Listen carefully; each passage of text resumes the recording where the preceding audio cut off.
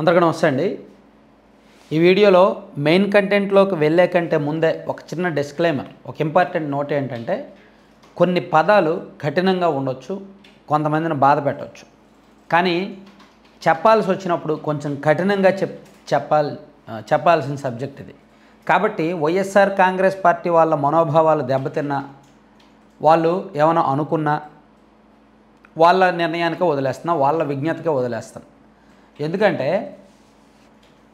Fake ఒక అబద్ధాన్ని నమ్ముకొని దాన్నే పట్టుకొని దాన్నే రాజకీయం చేస్తే పార్టీ మనుగడ కష్టం. ఇటువంటి వీడియోలు నేను వందలాదిగా చేశాను. నేను ఇటువంటివి చేస్తే కొంతమంది కుక్కల చేత నన్ను తిట్టించడం, నా మీద కౌంటర్ వీడియోలు చేయించడం తప్ప బుద్ధి, జ్ఞానం, సిగ్గు, లజ్జ రావట్లేదు. ఎందుకు ఈ మాటలు అంటున్నానంటే అర్థం చేసుకోండి. నేను ఇంత కఠినంగా చెప్తున్నానంటే ఇప్పుడు చిన్నపిల్లలు ఉన్నారు. మన ఇంట్లో పిల్లలు తప్పు చేస్తే ఏం చేస్తాం? నెత్తి మీద పాట్మని ఒకటి కొడతాం కదా. అరే ఏంట్రా పదే తప్పులు చేస్తున్నావు అంటే, తప్పు మళ్ళీ రిపీట్ చేయకూడదు. తప్పులు చేయడం మానవ సహజం, రాజకీయాల్లో కూడా తప్పులు చేయడం పార్టీల సహజం.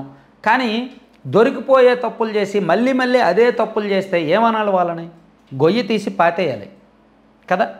సో వైసీపీకి ఆ పరిస్థితి వచ్చే ప్రమాదంలో ఉంది కాబట్టి నేను అలర్ట్ చేస్తున్నా. దీన్ని అలర్ట్ చేయడం అనుకోండి, తిట్టడం అనుకోండి, వ్యతిరేకించడం అనుకోండి, లేదా సలహా ఇవ్వడం అనుకోండి, ఆ పార్టీ బాగుకోరు నేను చెప్తున్నాను అనుకోండి, మీరు దీనిలో ఏదైనా తీసుకోండి. కానీ కొంచెం మారండి, కొంచెమైనా సరే బుద్ధి తెచ్చుకోండి. ఎందుకంటే ఇలాగే ఉంటే నిజంగా జగన్మోహన్ రెడ్డి గారికి ఇలాగే కొనసాగితే వచ్చే ఎన్నికల్లో ఆయన జీరో అయిపోతారు. నేను ఈ మాట అనేందుకు బాధపడుతూ చెప్తున్నా. ఈవెన్ వైసీపీ వాళ్ళు ఎవరైనా ఉన్నా వాళ్ళ హర్ట్ అయితే నేనేం చేయలేను, నన్ను క్షమించండి. ఇటువంటి రాజకీయాలు చేస్తే వాళ్ళు జీరో అయిపోతారు. వైసీపీ సోషల్ మీడియాను, సాక్షి పత్రికను, సాక్షి మీడియాను నమ్ముకుంటే జగన్మోహన్ రెడ్డి గారు జీరో అయిపోతారు. ఎందుకు ఈ మాట అంటున్నానంటే ఇప్పుడు తల్లికి వందనం ఉంది. ఆ పథకం ఈరోజు నారా లోకేష్ గారు శాసనమండలిలో చెప్పారు. ఎంతమంది బిడ్డలుంటే అందరికీ కూడా మేము డబ్బులు ఇస్తామని చెప్పారు. ఒక ఇంట్లో ఇద్దరుంటే ఇద్దరికి మేము డబ్బులు ఇస్తాం, ముగ్గురుంటే ముగ్గురికి ఇస్తాం అని చెప్పారు. చాలా స్పష్టంగా ఈరోజు ప్రకటన చేశారు ఆయన. కానీ ఒక 15 రోజుల కిందట అనుకుంటా సాక్షిలో ఏం రాశారు, వైసీపీ సోషల్ మీడియాలో ఎటువంటి ప్రచారం చేశారు ఒకసారి పక్కన చూడండి, పక్కన క్లిప్పింగ్స్ చూడండి. తల్లికి వందనం ఒక్కరికే, టీడీపీ మోసం, తల్లికి వందనం ఒక్కరికైనా, మార్గదర్శకాలు జారీ చేసిన ప్రభుత్వం, ఒక్కరికే వందనం అందరికీ ఎగనామం, కూటమి ప్రభుత్వం యూటర్న్ అని రాసుకొచ్చారు. ఇక్కడ నా అబ్జెక్షన్ ఏంటంటే, అరే కొన్ని రోజులు ఆగొచ్చు కదా, నెల తక్కువ ఎదవల్లాగా ముందే రాసేయడం ఎందుకు? ఇప్పుడు నిజంగా ఈ తల్లికి వందనం అనేది ప్రభుత్వం ఒక్కలకే ఇచ్చేది అనుకోండి, అప్పులు రాసుకోవచ్చు కదా ఆయన, అప్పుడు రాసుకోండి, పొంకాలుగా రాసుకోండి. ఇదిగో ప్రభుత్వం ఇచ్చిన టీడీపీ వాళ్ళు ఎన్నికలకు ముందు ఇచ్చిన మేనిఫెస్టో ఇది, కానీ ఎన్నికల తర్వాత అధికారంలోకి వచ్చాక అమలు చేస్తున్న పథకం ఇది, దానికి సాక్ష్యం నిన్నే తల్లికి వందనం విడుదలైంది, ఇద్దరు బిడ్డలున్నా ఒకరికే వచ్చింది అంటే అప్పుడు అలా రాస్తే మీరు ఎన్ని రాసినా ప్రజలు నమ్ముతారు. ఎందుకంటే ప్రజలు ఇప్పుడు బాధలో ఉన్నారు కాబట్టి. జాగ్రత్తగా అర్థం చేసుకోండి. ఈ వీడియోని అర్థం చేసుకొని ఎవడైనా కౌంటర్ ఇస్తే ఇవ్వండి, అంతే తప్ప క్లిప్స్ తీసుకెళ్ళి వాడుకొని కౌంటర్ ఇవ్వద్దు. కొన్ని కుక్కలకు చెప్తున్నా, వీడియో మొత్తం చూసి అర్థం చేసుకోండి. నేనేమంటున్నానో మళ్ళీ చెప్తున్నా. తల్లికి వందనం అనే పథకం అమల్లోకి వచ్చిన తర్వాత నిజంగా ఇద్దరు ఉన్న ఇళ్లలో ఒక్కరికే ఇస్తే, ముగ్గురు ఉన్న ఇళ్లలో కూడా ఒక్కరికే ఇస్తే అప్పుడు మోసం చేసినట్టే. అప్పుడు దాన్ని సాక్షిలో ఎంతైనా రాయొచ్చు, వైసీపీ సోషల్ మీడియాలో ఎంతైనా ప్రచారం చేయొచ్చు.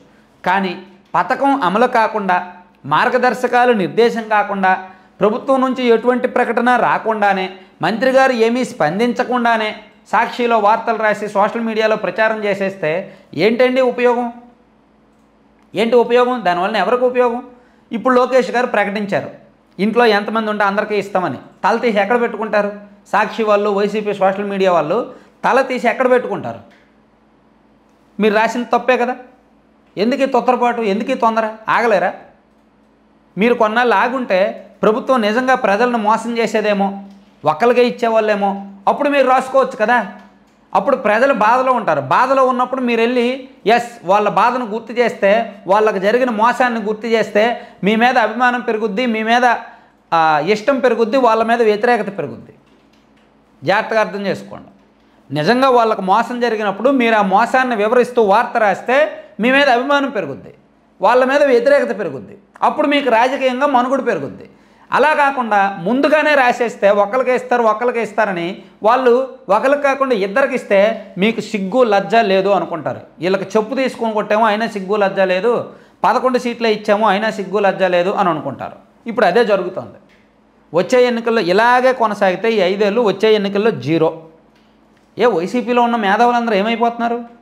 విజయసాయిరెడ్డి గారు, సజ్జల రామకృష్ణారెడ్డి గారు, వైవి సుబ్బారెడ్డి గారు, అయోధ్య రామరెడ్డి గారు, లేళ్లప్పిరెడ్డి గారు, ఈవెన్ జగన్మోహన్ రెడ్డి గారు, ఆ ట్రంప్ అవినాష్ గారు, ఆ పెద్ద పెద్దోళ్ళు ఐఏఎస్లు వాళ్ళందరూ ఏమైపోతున్నారు? ఈ పిచ్చి రాతలు, పిచ్చి సోషల్ మీడియా ప్రచారాలు ఎందుకు? అసలు మీరు ఓడిపోవడానికి కారణమే ఈ పనికిమాలిన వార్తలు, పనికిమాలిన సోషల్ మీడియా, ఈ పనికిమాలిన ఫేక్ ప్రచారాలు. ఏమనంటే మళ్ళీ కుక్కలు చేతి తిట్టేస్తారు నన్ను.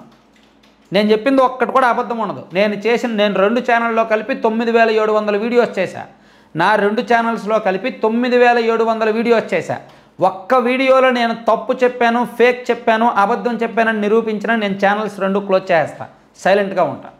మళ్ళీ చెప్తున్నా, నేను జరిగినవి మాత్రమే చెప్తా, ఏం జరిగాయో అదే చెప్తా.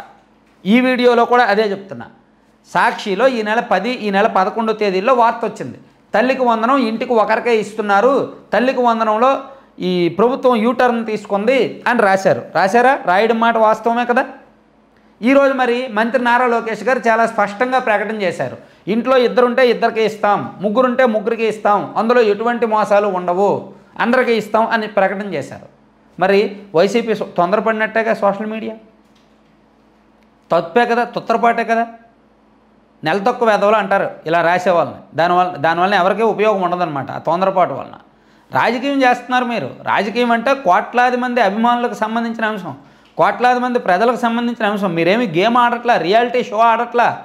11 సీట్లు వచ్చినా ఇంకా బుద్ధి రాకుండా, సిగ్గు లజ్జ రాకుండా అదే రియాలిటీ షో లాగా అదే ఫేక్ ప్రచారాలు ఎన్నాళ్ళు నమ్ముకుంటారు?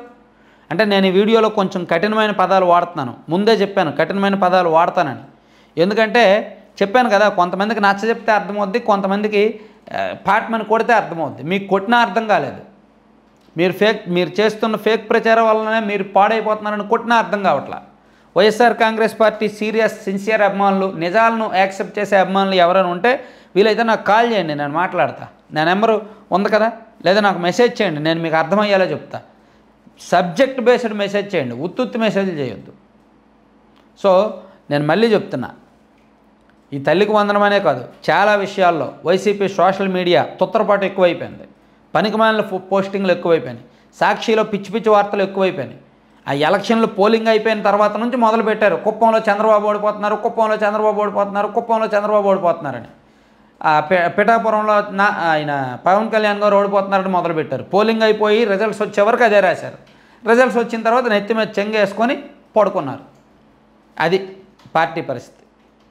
అంటే నేను ఇక్కడ సాక్షి గురించి ప్రస్తావించడానికి కారణం ఏంటంటే, సాక్షిని ఒక పత్రికగా నేను చూడట్లేదు, కానీ అలా రాయడం తప్పు. అలా రాయడం వలన నిజానికి సాక్షికి మంచి అవకాశం ఉంది. ఈ 5 ఏళ్ళు ప్రతిపక్షంగా పత్రిక నడపడం ఒక వరం లాంటిది. ప్రతిపక్షంలో ఉంటూ దినపత్రిక నడపడం నిజంగా ఒక వరం లాంటిది. ప్రజలకు చాలా దగ్గర అవ్వచ్చు, ఎంజాయ్ చేయొచ్చు, నిజమైన పాత్రికేయ విలువల్ని, నిజమైన జర్నలిజాన్ని ఎంజాయ్ చేయొచ్చు. ప్రభుత్వానికి వ్యతిరేకంగా వార్తలు రాస్తూ, వ్యతిరేకంగా మీన్స్ కట్టుకథలు రాయకూడదు, అబద్ధాలు రాయకూడదు. ప్రభుత్వం చేసే అనేక తప్పుల్ని ఆధారాలతో సహా, సాక్ష్యాలతో సహా ఇన్వెస్టిగేట్ చేసి రాయాలి.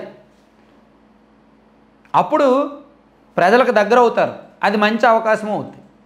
కానీ ఈ పిచ్చి వార్తలు, ఫేక్ వార్తలతో ఏంటి ఉపయోగం? ఏమనంటే 5 రూపాయలు కుక్కల చేతి తిట్టిస్తారు. కానీ మీరు మారిపోతే ఏం లేదు. ఆంధ్రప్రదేశ్లో వైఎస్ఆర్ కాంగ్రెస్ పార్టీ అనేది ఒకప్పుడు ఉండేది అని మాత్రమే చెప్పుకుంటారు.